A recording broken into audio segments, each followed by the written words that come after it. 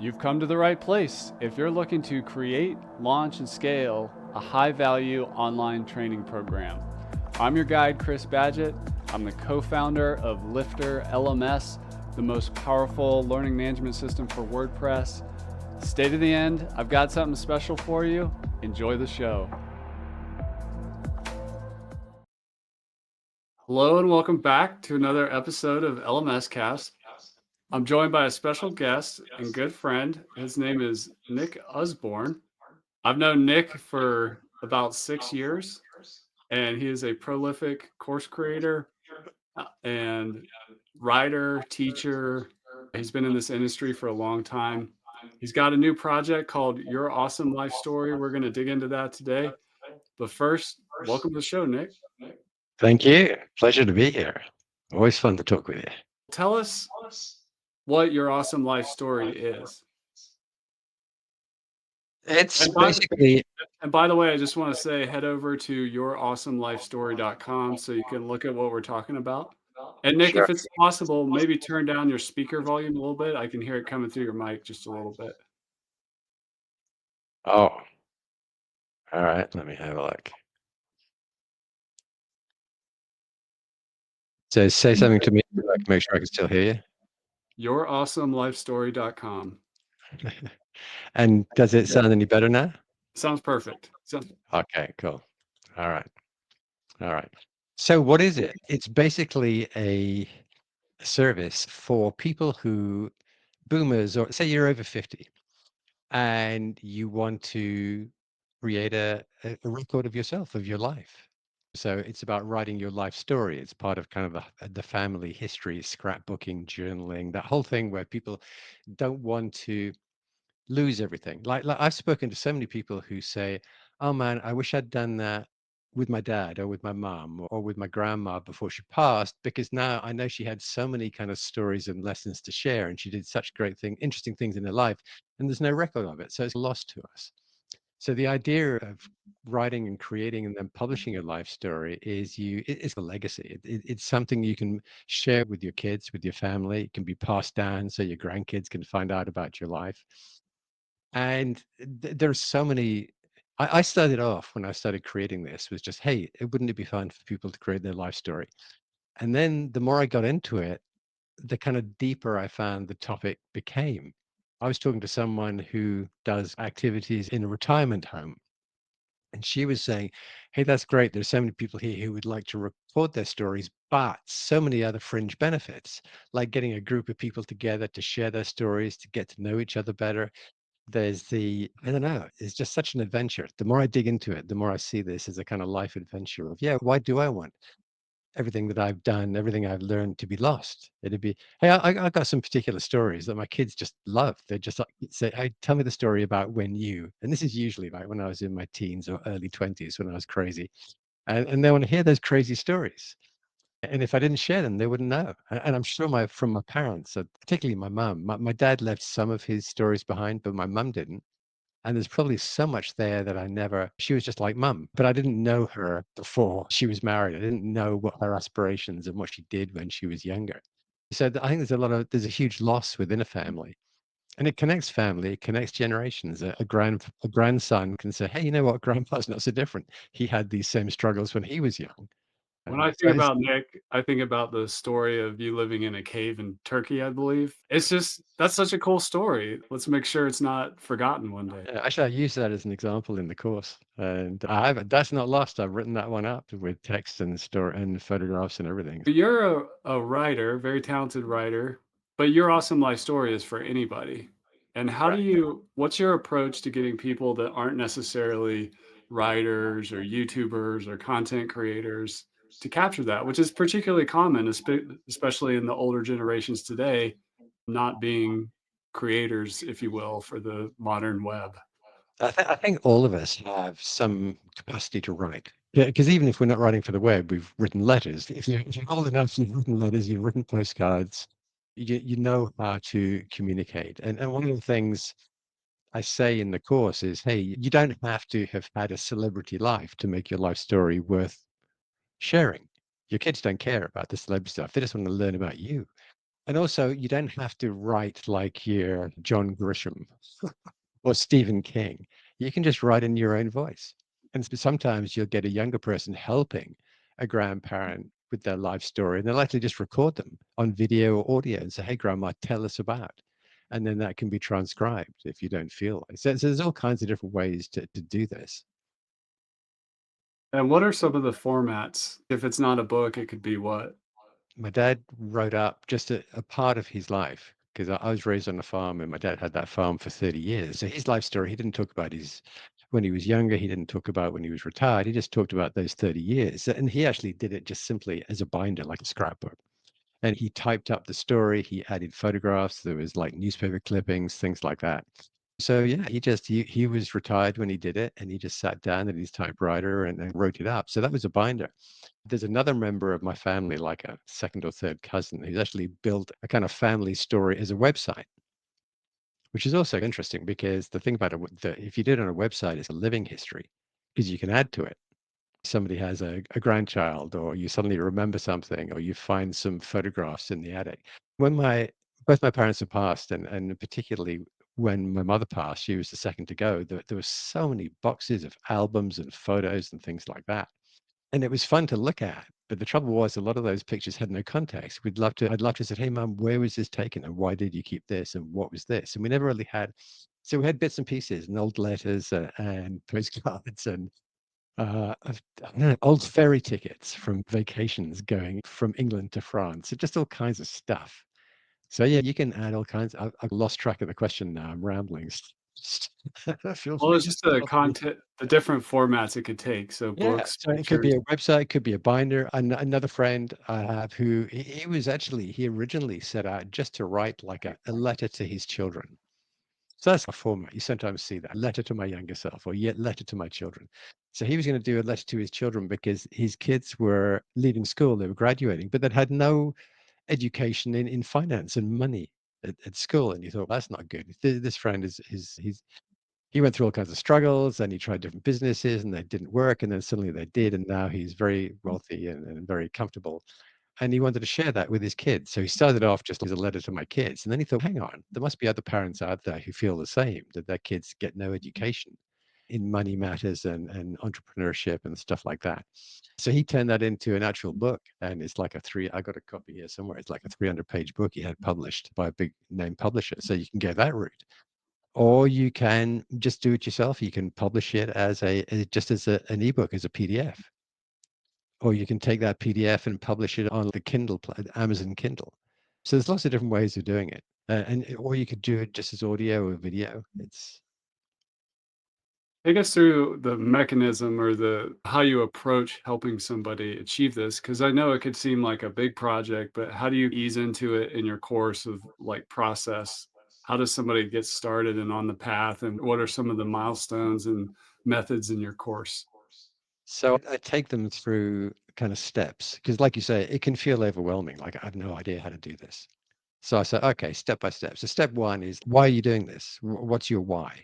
I want to hand this down to my kids. Or the why it could be a journal of rediscovery for yourself. It could almost be therapy for yourself.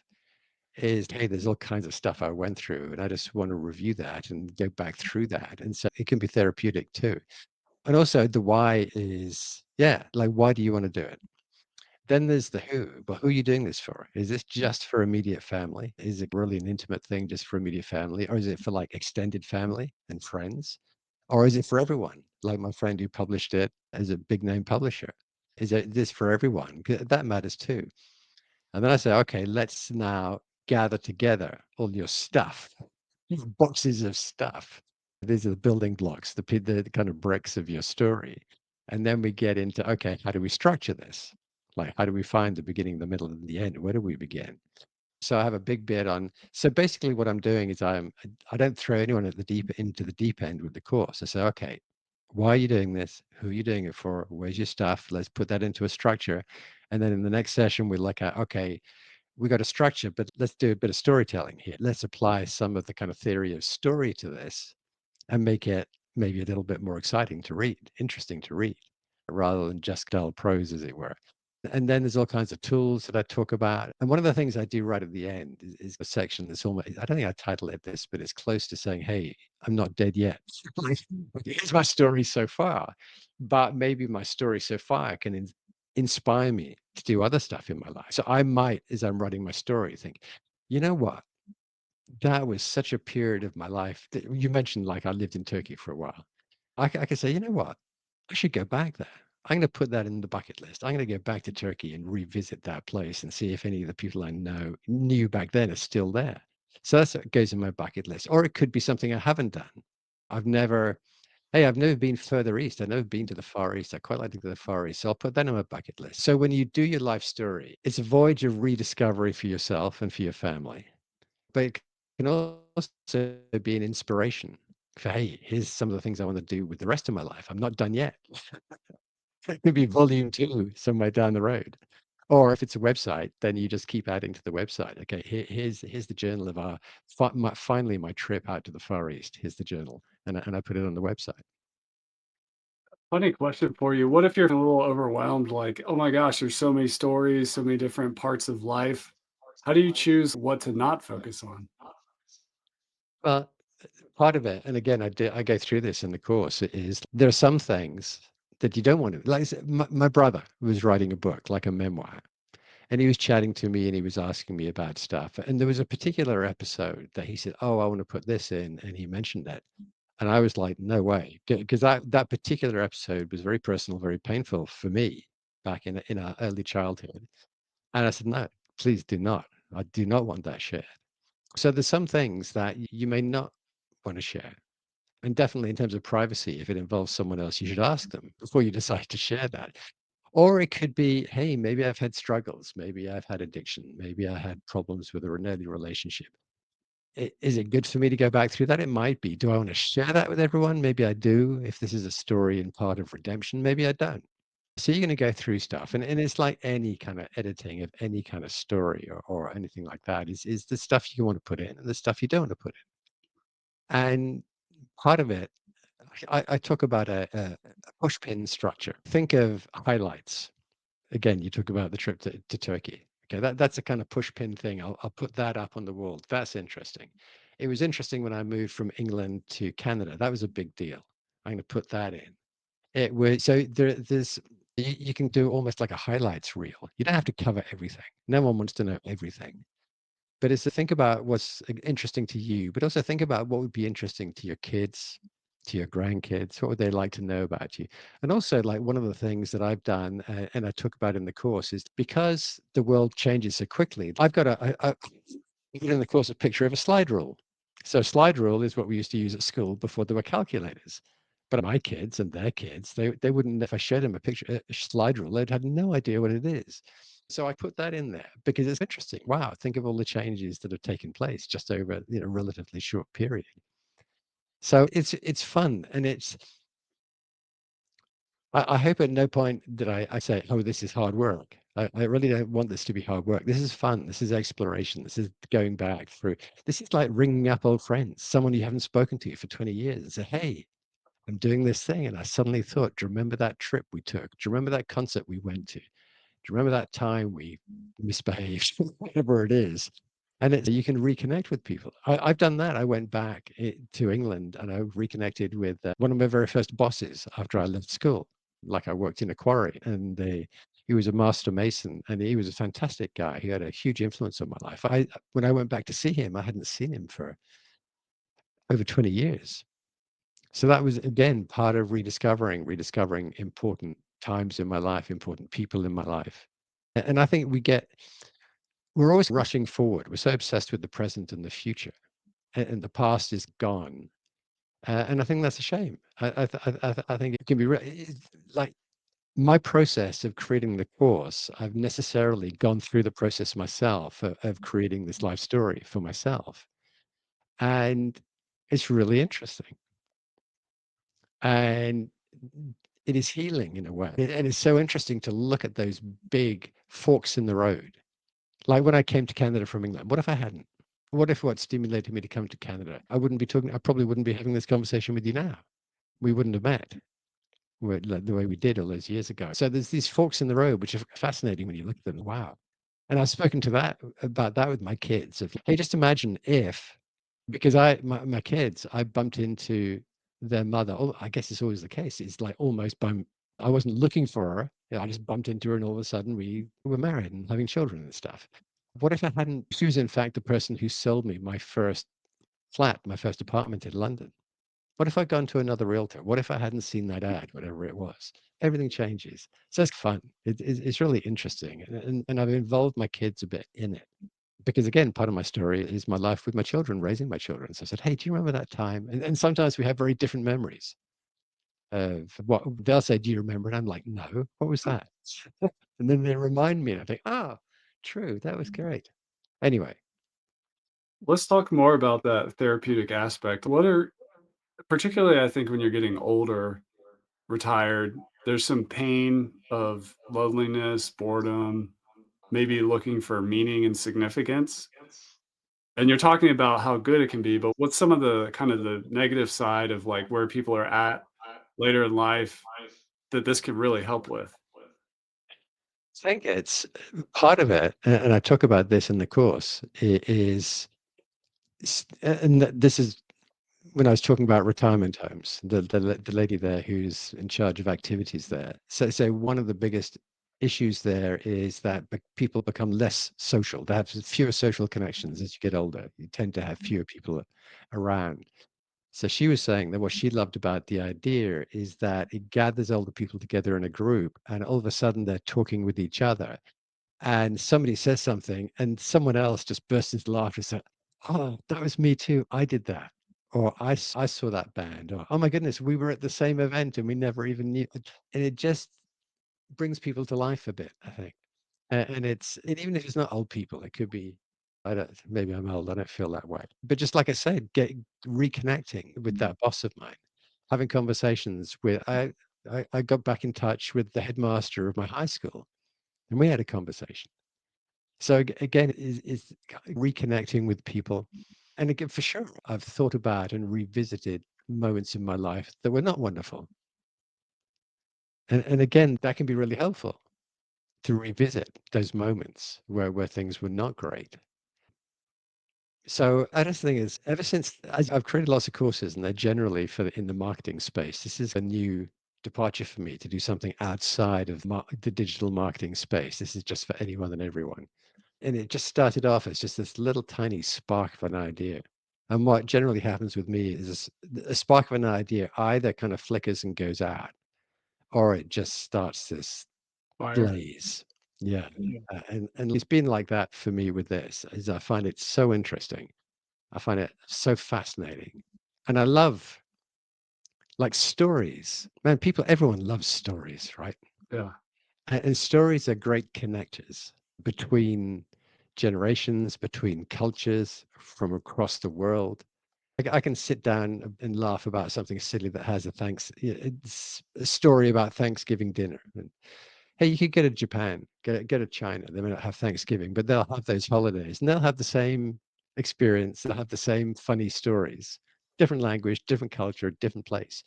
But stories bind us as humans, and their stories endure, like Bible stories, pre-Bible stories, ancient Greek stories, ancient Rome stories. These stories are still alive, and they connect us with the past. They connect us with the present. And stories like, hey, I remember reading my kids' stories at bedtime. They're such a central part of who we are and how we connect with others, whether it's different cultures, different age groups, different anything, everything. Like they're kind of glue that hold us together. So when I talk about your awesome life story, yeah, when I say awesome, whatever, you may think, oh yeah, my life wasn't that interesting. I bet it was. I bet you have some good stories to share. You don't have to be a celebrity. You don't have to be a superstar to have a story worth sharing. So yeah, for me, this has just turned into this big roaring project. And like I say, every time I turn, everything I look at, I just think, oh man, that's interesting. That's interesting. That's interesting. So it's growing like nuts now. Like for instance, that thing of the retirement homes never occurred to me when I started the project that people in homes might be interested in me helping a group of seniors sit around and tell their life stories. And it was only when I started talking to the kind of administrators and activities people there, they said, "Oh my goodness, this would be wonderful because it addresses so many issues of community, of socializing, of memory. It stimulates memory in older people. It's really good for older people and their kind of brain health, as it were, to remember stuff. It's really helpful for them." So it never occurred to me that when I started the course. But like I say, the deeper I go, the more the applications I find and the more interested I become. And that's important because that's like starting and publishing and selling a course is not always easy. There are bumps Yeah. along the road. It never, I always think it's going to take off, go viral. A gazillion people will buy it on day one. It doesn't happen. So there's a grind. You have to keep on grinding, working at it. And if you don't love it, it's really hard, that grind. But if you do love it, then it becomes easier. So I watched the movie last night, the new remake of Moby Dick, and the author had to work hard to get one of the survivors as an old man who was a kid during the incident to tell his story. Hmm. So if you're a kid or a partner, spouse, or friend, and you're trying to encourage the person you care about to that you think this might be really good for them, or you're just genuinely curious and you want to get those stories captured.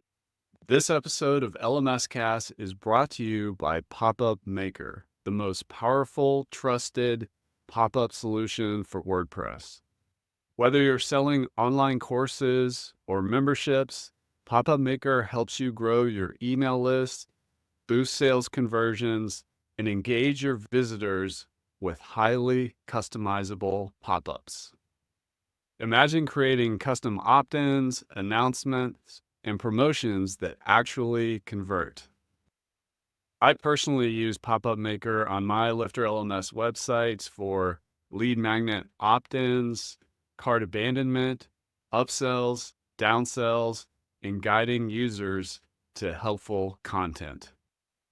Pop-Up Maker is an essential tool for growing my email list and making more money online through my website. Ready to take your website to the next level? Head on over to wppopupmaker.com/LMScast and save 15% on your order. Discount automatically applies when you visit through that link. Pop-Up Maker also has an awesome free version, so you can just use that as well. Go to wppopupmaker.com/LMScast and save 15% off your order or get started with the free version now. Get more leads and sales on your website with Pop-Up Maker today. Now back to the episode.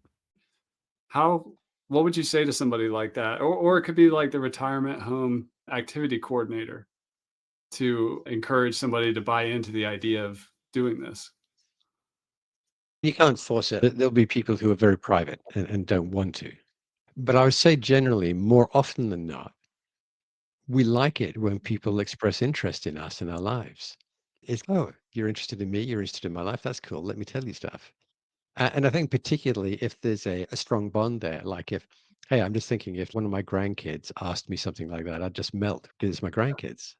So I'd say, sure, of course. Come sit here. I'll tell you some stories. And your dad can tell me to shut up if I tell stories that aren't appropriate. But I think most of us, we like the idea of being asked because it makes us feel not important, but it makes us, it's like our life matters. Yeah. It's like an endorsement of like, it is, it's like the subtext is grandpa, your life matters to me. And that, like I said, that makes me melt inside. Yeah. But like I say, you can't force it. Some people are very private and they won't want to.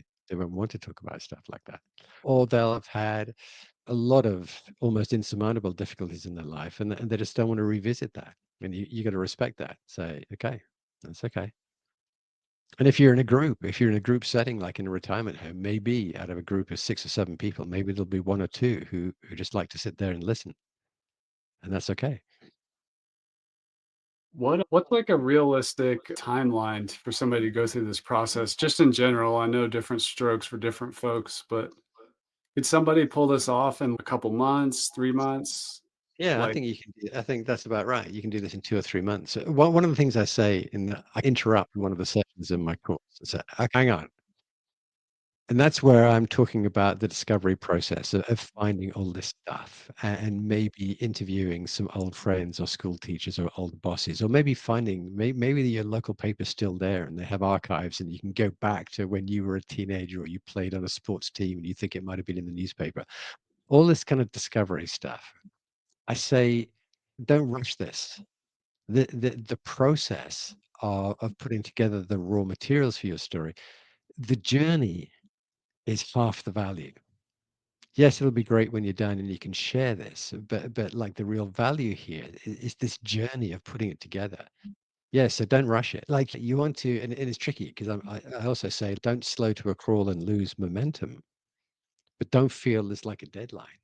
And enjoy and be present for those times when you're discovering stuff or you're interviewing someone or you're going out for a beer with someone that you haven't talked to for 15 years or 20 years.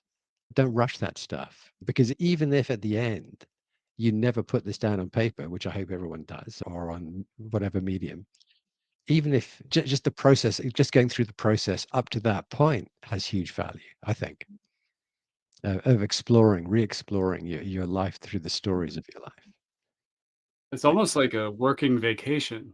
It's fun, but there's some work aspect to it, but yeah, it's an Yeah, enjoyable process.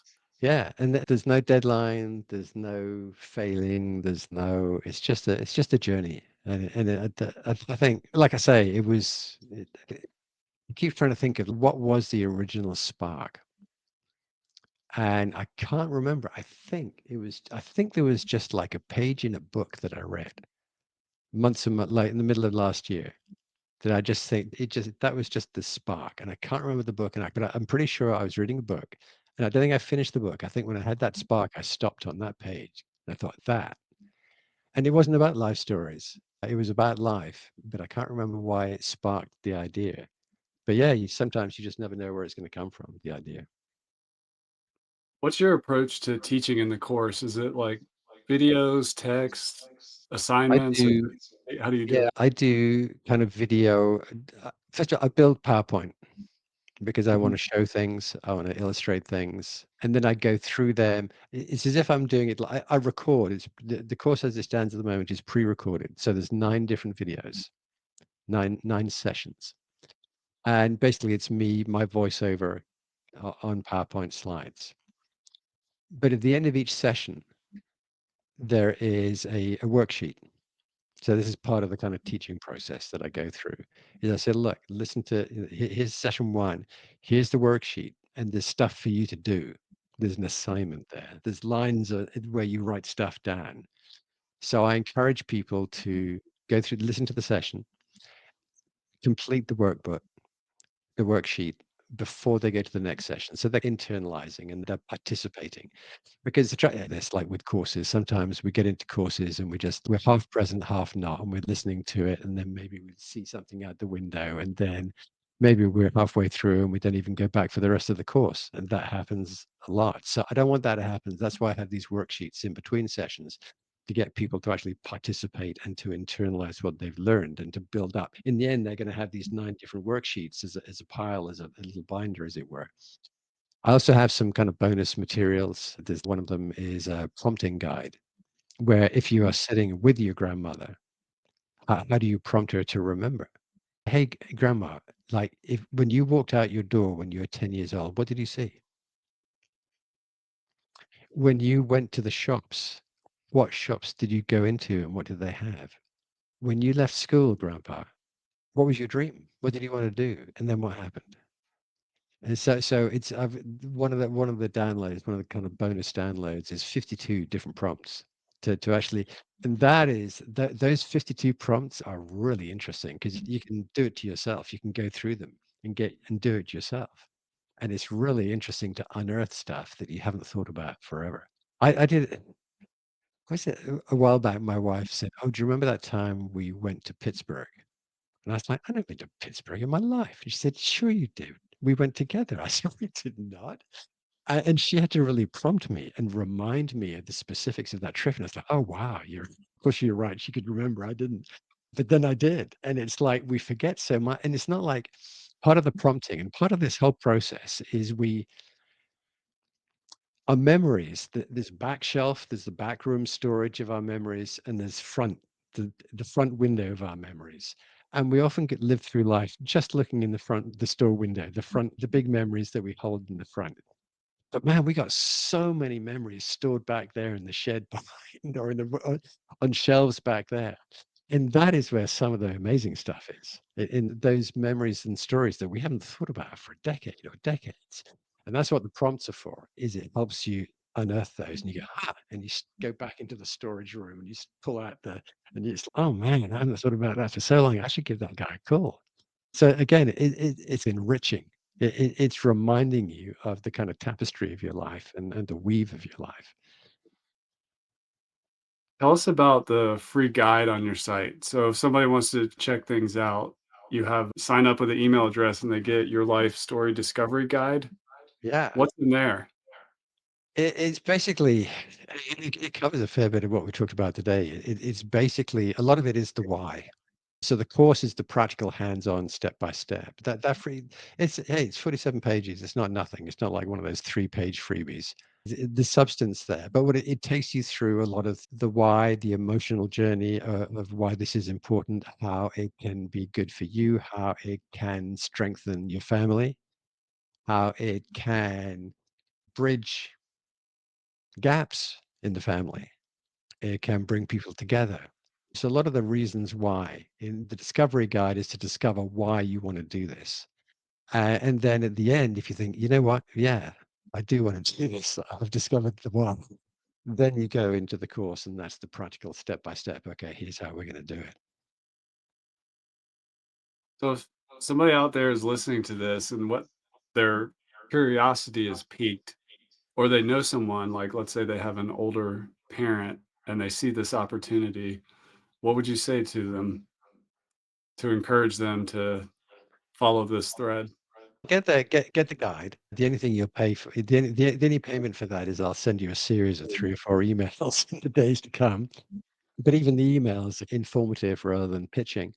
Yeah, take the guide and talk about it. Talk about it with people in the family. Talk about it with, say, it could be an older relatives. Sometimes, I guess I'm mainly speaking to if I'm buying Facebook advertising for this, which I do to get people to see this. I'm targeting the 50 plus, 55 plus. But like you say, you could be 25 and you're thinking of your grandma or your parents or that old friend who's lived next door forever and used to babysit you when you were a kid. And that seems to be, I've mentioned before, I think, it seems to be a real motivator for some people. Is this almost, I'm not ready yet, but oh man, I'd love to help. I wish I'd spoken to, I've got a friend whose mother, she had Alzheimer's. It's not a lot of fun. And she was saying, I wish I'd thought about this for my mum before that took hold and that I'd captured her story in time. Because again, like when someone's diagnosed with Alzheimer's or dementia or whatever, it is that fear, the horror of everything is lost, everything in my mind, every memory, everything is gone. So it can be very powerful for them to invite them to, let's capture that. Let's capture your life story. So yeah, I'd get the discovery guide. That's the starting point. That explores the reasons why. And then you can get the course for yourself if you want to do it for yourself, or you can get it to help to go through it with an older relative or friend. And I'll just say we don't have to mention the price because Nick may change it at some point, but it's very affordable and approachable. So if you're intrigued, I'd encourage you to check out yourawesomelifestory.com. Any final words for the people, Nick? If you're course creators or you want to create courses, do what I did, which is follow the spark, follow the flame. There's lots of people who will say, "Hey, here are the hot topics. Here's where you need to be. Here's where you want to be," and that's okay. But I think your greatest work will come, and your most successful courses will come out of where it lights a fire inside you. It's like I say, I'm ridiculous. I've published a number of courses, and I always think on day one, oh my goodness, this is awesome. 100 people are going to buy it in the first 5 minutes. And they don't. But it's what kind of drives me, right? And like I say, if you're not in love with your topic, it's really hard to keep going because it is a grind. You have to keep working it. It's a business. You have to keep working it. So find something you love, you want to share, that is important to you, that has meaning for you, and that you think has deep meaning for other people. And yeah, now when you invest the time, it's important, it's rewarding. So yeah, go for something you love with a spark. I just thought of it as you were talking. If you were to use a course as like the finished product, you could, for example, like I'm thinking about this, if I went through a prompt, hey, what lessons do I wish my kids knew when they're my age or before they get here so they have an easier time or better time or whatever, what Right. would I teach them? And then is there a story that goes with that? And you could literally like use a course structure, which are literally called life lessons or lessons. They could be life lessons and do that. And then even one, there could be a whole course about finances and money as an example, and then another course about love, and another course about travel, another course Could be. about To the point about the story thing, it's a if I say to one of my kids or grandkids, listen to me, I have years of experience. Let me give you some advice. Generally, it doesn't work. Like, hey, old person, just shush. But if I say, let me tell you a story, and the lesson is embedded in the story, then that's something that people want to hear about. And that stories are teaching tools. The fairy don't go into the woods because the big bad wolf. We tell stories to keep our kids safe. Don't go out after dark into the woods. It's a scary place. The wolves will get you. So yeah, stories are fun. Sorry, rambling. no, it's good. It's good. Yeah, story is part of teaching. Um, Absolutely. that's Nick Usborne, yourawesomelifestory.com. Check it out. Get the guide. Thanks for coming back on the show, Nick. It's always a pleasure to have you. I can't wait to see where this goes as time goes on. And it's really providing a valuable service to the world and humanity and people's hearts, minds, and memories. It's very cool. Like you said, it's a spark. And the more I look at this project, the bigger that flame keeps getting. It's a good idea. Cool. So Okay. Hey, and we should mention this is built on the whole thing is built on Lifter LMS. it Come on, is. man, we gotta do a bit of promotion. And Nick is a Uh, serial creator. He has many course sites built on LifterLMS. So it's Absolutely, it's absolutely. all it's always fun to see what you do. And I love seeing it when it's something like this that can really put out a ripple of positive impact in the world. And One of the other things is there's a lot of kind of negative ripples in the world right now, all around the world. And I love the idea of putting something positive out there as a bit of a counterbalance, modest, but just a little thing. and going back, like you said, we're really focused on the present and the future, and we have our recent window of memory, but there's a lot of gems back there Yeah, to go absolutely, find. absolutely. Awesome. Thanks for coming back on the show, Nick. We really appreciate it. You're welcome. Thank you for inviting me.